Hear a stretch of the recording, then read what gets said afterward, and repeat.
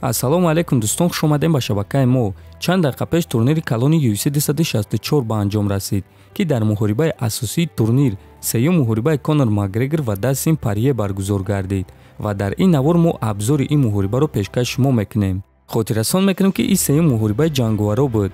дар якум муҳориба аз соли 2014 Конор Дастинро бо тариқи нокаут шикаст дода буд ва баъд дар реванш моҳи январи соли 2021 Порье Конорро ба нокаут роӣ карда ҳисобро 1-1 кард ва бояд қайд кард, ки пеш аз дуюм муҳориба онҳо бо якдигар муомилаи хуб карданд, аммо баъд Макгрегор боз корҳои пешинаи худро сар кард. пеш аз сеюм муҳориба ӯ зани Дастинро пас зад ва ба Дастин таҳдид карда гуфт, ки ӯро дар қафас мекушад ва боз бисёр суханҳои дигар. ҳамчунин Порье низ ба ин муҳориба ғазабнок баромад ва боз бояд қайд кард, ки президенти UFC Дана Вайт гуфт, ки ғолиби ин муҳориба рақиби навбатии чемпиони вазни сабук Чарлз Оливейра мешавад. ва акнун дӯстон, биён мебинем, ки дар ин муҳориба кӣ ғолиб шуд.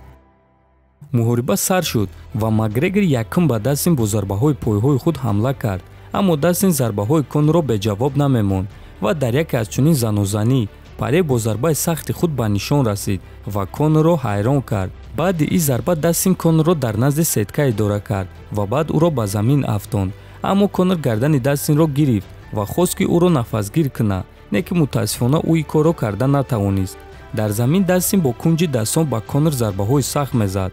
албатта, ки Конор ҷавоб медод, аммо зарбаҳои Дастин сахттар ва бисёртар буданд. дар охири ранг ҷангоvaро ба пой хестанд ва дар вақти зарбазанӣ ба якдигар Конор ба замин афтид ва Порье ба ӯ ҳамла кард ва дар замин ба ӯ якчанд зарбаҳои хеле сахт зад ва ҳамин гуна раунд ба анҷом расид. гуфта мешавад, ки якум раундро Порье гирифт.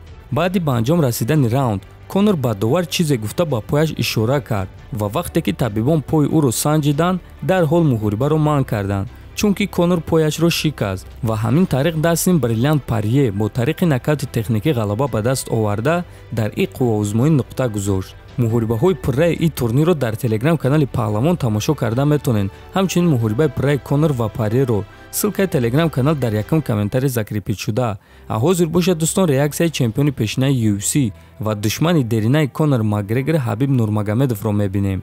Нурмагомедов дар саҳифаи твиттери худ чунин навишт: некӣ ҳамеша бадиро шикаст медиҳад. Дастин, ман барои ту хеле хурсандам.